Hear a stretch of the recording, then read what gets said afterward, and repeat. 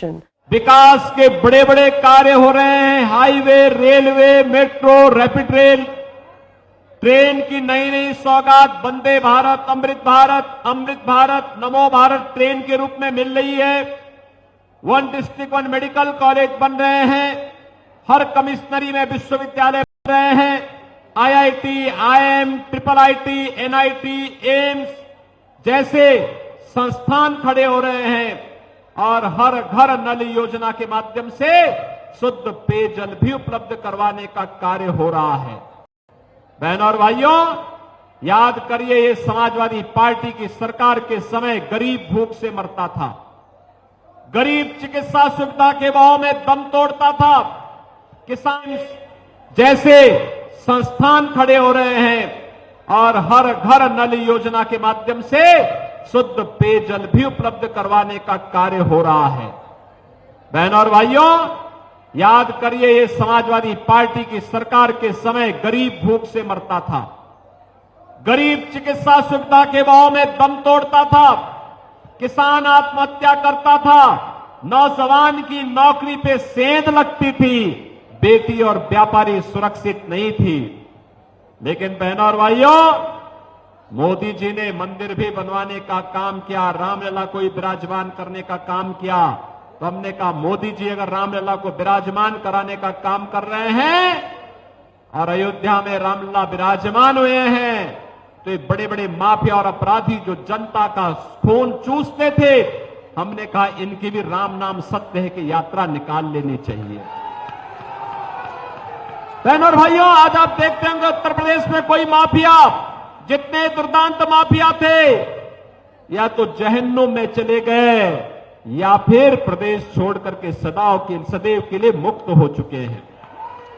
बहनों और भाइयों, आज आप देखो, गरीब के लिए राशन भी है, 5 लाख रुपए के आयुष्मान के कार्ड की सुविधा भी है, किसान के लिए किसान सम्मान निधि है, गरीब के लिए पेयजल की व्यवस्था भी है, घर घर में शौचालय का निर्माण हो रहा है, तो घर घर में उज्ज्वला योजना का कनेक्शन भी है। मोदी जी ने कहा है, तीसरी बार सरकार बनेगी, तीसरी बार सरकार बनेगी तो 70 वर्ष से ऊपर के हर व्यक्ति को 5 लाख रुपए प्रति वर्ष स्वास्थ्य की सुविधा उपलब्ध करवाएंगे। बहनों और भाइयों, मोदी जी ने कहा है कि तीसरी बार जब सरकार बनेगी, हर वह गरीब जिसके पास आवास नहीं होगा, एक एक आवास 5 वर्ष के अंदर सभी को उपलब्ध करवा देंगे। और बहनों और भाइयों, मैं इसीलिए आपके पास आया हूं, आपसे यही कहने के लिए आया हूं कि जिन लोगों ने आजमगढ़ के सामने पहचान का संकट खड़ा किया था, ये आजमगढ़ को जिन्होंने आतंकवाद का गढ़ बना दिया था, उसके कारण आप कहीं बाहर जाते थे, लोग आपको शक की निगाहों से देखते थे, आपके सामने पहचान का संकट था। अरे वो तो ये निरुआ आ गया, आज आप जाते हैं, लोग सम्मान की निगाहों से देखते हैं। कहा, अच्छा, आजमगढ़ से, जहां से निरुआ सांसद है। और बहनों और भाइयों, ये भोजपुरी के बहुत अच्छे कलाकार हैं, गाते भी हैं, एक्टिंग भी करते हैं, और इनके कहने पर अब हम लोगों ने आजमगढ़ में संगीत महाविद्यालय का निर्माण के लिए भी पैसा उपलब्ध करवा दिया है। अब तो यहां पर कई लोग प्रशिक्षण लेंगे, कला का प्रशिक्षण। कला ईश्वरीय देन होती है। और बहनों और भाइयों, बहुत सारे लोगों को आगे बढ़ने का अवसर मिलेगा। समाजवादी पार्टी अपराधी पालती थी, अपराधियों की फैक्ट्री चलाती थी, माफियाओं की फैक्ट्री चलाती थी, और निरुआ यहां पर संगीत महाविद्यालय के माध्यम से नए नए कलाकार पैदा करके भारत की संगीत जगत को एक नई ऊंचाई देने का काम करेंगे। बहनों और भाइयों, गांव से निकला हुआ एक निरुआ आज अपने दम पर, अपनी मेहनत से, अपने पसीना बहा करके मुंबई जाकर के एक बेहतरीन कलाकार बना। और इसलिए जब मैं मुंबई गया था उत्तर प्रदेश दिवस पर, ये निरुआ और रवि किशन दोनों मुझे मिले। अरे हमने कहा, यहां क्या कर रहे हो? कहा कि यहां पे हम एक्टिंग करते हैं। हमने कहा अब एक्टिंग बहुत हो गई है, अब अपने पूर्वी उत्तर प्रदेश के लिए भी कुछ करो, चलो विकास के कार्य के लिए। और बहनों और भाइयों, आपने देखा होगा निरुवा को आजमगढ़ से, रवि किशन को गोरखपुर से सांसद बनाकर के देश की संसद में भेजे हैं, आपके आशीर्वाद से बना के भेजे हैं ना। दोनों लोग जीते हैं ना। और इसीलिए मैं कह रहा हूं, गरीब की मेहनत को सम्मान दिया जाना चाहिए, उसके परिश्रम को सम्मान दिया जाना चाहिए, उसके द्वारा बहाए जाने वाले पसीने को सम्मान दिया जाना चाहिए।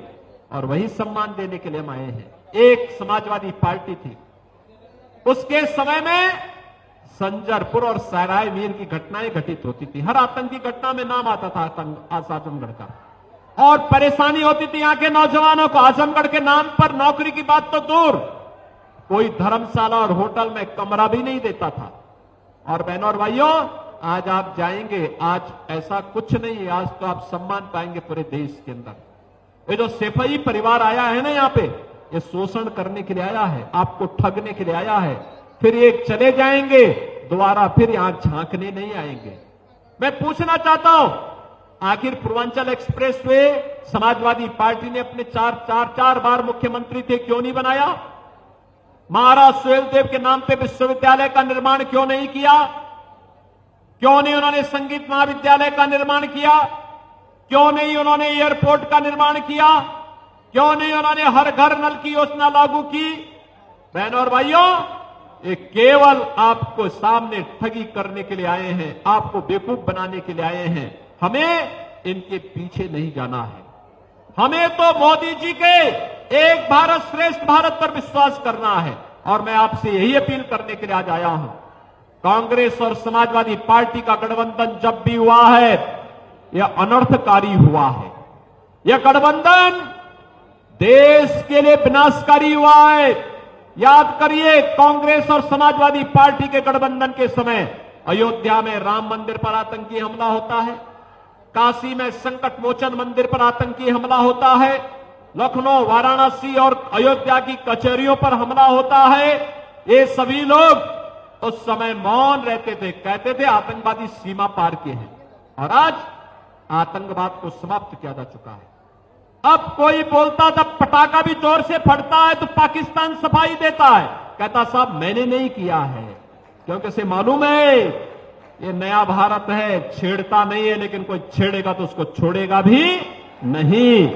और इसीलिए हम आए हैं आज यहां पर आपसे अपील करने के लिए। एक कांग्रेस और समाजवादी पार्टी का गठबंधन एक बार फिर से बना है।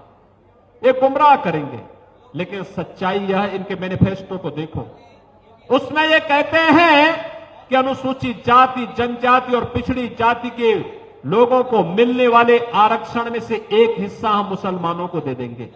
अनुसूचित जाति और पिछड़ी जाति के आरक्षण पर आप मुसलमानों को सेंध लगाने देंगे क्या? लेकिन ये लोग तो यही करना चाहते हैं। इन लोगों ने पहले भी किया थी शरारत, वो तो भारतीय जनता पार्टी ने विरोध किया, ये सफल नहीं हो पाए।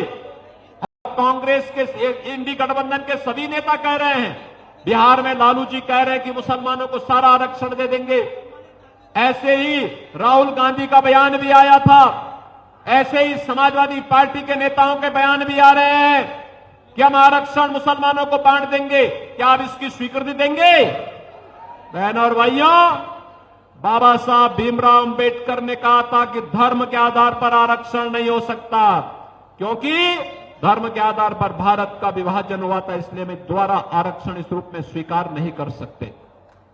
दूसरा, इन लोगों के दिमाग में एक नई खुरापात आई है। पहले इन्होंने देश को बांटा, फिर इन्होंने देश को क्षेत्र और भाषा के आधार पर बांटने का कुत्सित प्रयास किया, फिर जातियों को आपस में लड़ाने का कुत्सित प्रयास किया, और अब ये क्या करने जा रहे हैं? अब इनके द्वारा कहा जा रहा है कि हम विरासत टैक्स लगाएंगे। विरासत टैक्स का मतलब आप जानते हैं? आपके पूर्वजों के द्वारा, आपके बाप दादों के द्वारा, आपके ग्रैंडफादर और आपके फादर ने जो संपत्ति अर्जित की है, इनका विरासत टैक्स उसमें से आधा ले लेगा, और फिर उस प्रॉपर्टी को ये लोग पाकिस्तान, बांग्लादेश और अफगानिस्तान से आए हुए मुसलमानों में बांटने का काम करेंगे। क्या आप इसको स्वीकार करेंगे? क्या अरे आपके 4 कमरे का घर, 4 कमरे का घर, ये लोग कहेंगे रे तो आपको विरासत में मिला है, इसमें से आधा आपको खाली करना होगा और उसमें 2 कमरों में आप रहें और नीचे 2 कमरों में आप रहें, ऊपर के 2 कमरों में कोई पाकिस्तानी आकर के, कोई बांग्लादेशी आकर के बैठ जाएगा कि आपका तो जीना हराम हो जाएगा। यानी ये समाजवादी पार्टी और कांग्रेस के अंदर अब औरंगजेब की आत्मा घुस गई है। औरंगजेब मुगलों का सबसे क्रूर बादशाह था। वह क्या करता था? उसने सबसे पहले सत्ता के लिए अपने भाई की हत्या की, फिर अपने बाप को जेल में बंद कर दिया। बहनों और भाइयों, अगर किसी को औरंगजेब के कारस्तानी को देखना है तो काशी में काशी विश्वनाथ का मंदिर किसी ने तोड़ा था, इसी दुर्दांत, इसी निर्लज्ज औरंगजेब ने तोड़ा था। मथुरा में भगवान कृष्ण के मंदिर को तोड़ने वाला यही दुर्दांत, यही निर्लज्ज औरंगजेब था और अपने बाप को भी जेल में इसने बंद किया था। शाहजहां वही जिसने आगरा का ताजमहल बनाया था। और आप जाइए पटना की खुदाबख्त लाइब्रेरी में, वहां की लाइब्रेरी में आप पढ़ेंगे शाहजहां ने अपनी जीवनी में लिखा है, उसने कहा था, कमबख्त औरंगजेब, तुझ जैसा पुत्र किसी को पैदा न हो, तुझसे अच्छे तो ये हिंदू हैं, जीते जी अपने बड़े बुजुर्गों को सेवा करते हैं और मरने के बाद भी श्राद्ध और तर्पण के माध्यम से उनकी तृप्ति के लिए कार्य करते हैं, हर वर्ष कार्य करते हैं। बहनों और भाइयों, वह औरंगजेब की आत्मा अब ये समाजवादी पार्टी और कांग्रेस के अंदर घुस चुकी है। इसीलिए विरासत टैक्स की बात करते हैं। क्या विरासत टैक्स लगाने वालों को, आतंकवाद का समर्थन करने वालों को, राम जन्मभूमि पर भगवान राम के मंदिर को तोड़ने, राम मंदिर के विरोध करने वालों को, गरीबों पर अत्याचार करने वालों को, बेटी और व्यापारी की सुरक्षा में सेंध लगाने वालों को क्या हम वोट देंगे? क्या हम वोट देंगे क्या उनको? जो ये समाजवादी पार्टी के लोग कहते हैं राम मंदिर बेकार बना है, क्या अब इनको हमारा वोट जाएगा क्या? बहनों और भाइयों, राम भक्त और राम द्रोहियों के बीच की इस लड़ाई में हम सबको तय करना होगा।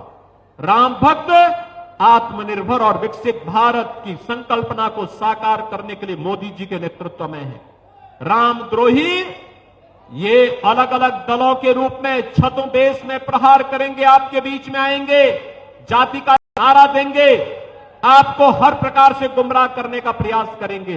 इनके बहकावे में नहीं आने की आवश्यकता है। आप, इसीलिए मैं आपके पास आया हूं।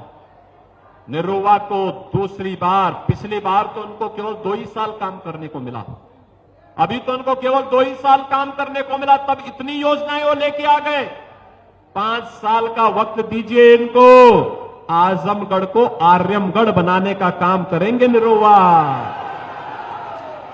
सहमत हैं? निरुवा को जिता के भेजेंगे। सभी लोग सहमत हैं? दोनों हाथ उठा करके बताओ ना। मैं जानता हूं गर्मी है, लेकिन अब तो चुनाव तो है, 5 दिन का समय दवे देना पड़ेगा। सभी सहमत है ना? लेकिन आपको इसके लिए 2 काम करने पड़ेंगे। करेंगे? एक, 3 दिन का समय प्रचार के लिए आपके लिए बचा है। आपसे मेरी अपील होगी, यहां पे आए हुए जितने भी लोग यहां पर आए हैं, नौजवान हैं, बुजुर्ग हैं, अधेड़ उम्र के हैं, माताएं हैं, बहनें हैं, संतगण हैं, सभी से मैं कहूंगा, आप में से हर व्यक्ति 5-5 घरों को पकड़िए प्रतिदिन और कमल खिलाने के लिए, मोदी जी को तीसरी बार प्रधानमंत्री बनाने के लिए, निरुवा को आजमगढ़ का सांसद फिर बनाने के लिए, आजमगढ़ को आर्यमगढ़ बनाने के लिए हमें तीसरी बार मोदी सरकार लानी है। इसके लिए जाएंगे। 3 दिनों में 15 परिवार होंगे। 15 परिवारों से हर व्यक्ति संपर्क करेगा, कमल खिलाने की अपील करेगा, निरुवा को भारी बहुमत से विजयी बना के भेजेंगे, विरोधियों की जमानत जब्त कराएंगे, जो रामद्रोही है उनकी जमानत जब्त कराएंगे, जिन्होंने आजमगढ़ को बदनाम किया था उनकी जमानत जब्त करवाएंगे। सभी लोग सहमत हैं? तो फिर विकास और सुरक्षा की जिम्मेदारी हमारी। सहमत है ना सब लोग? तो फिर दोनों हाथ लाके मेरे साथ बोलेंगे, भारत माता की, भारत माता की, भारत माता की।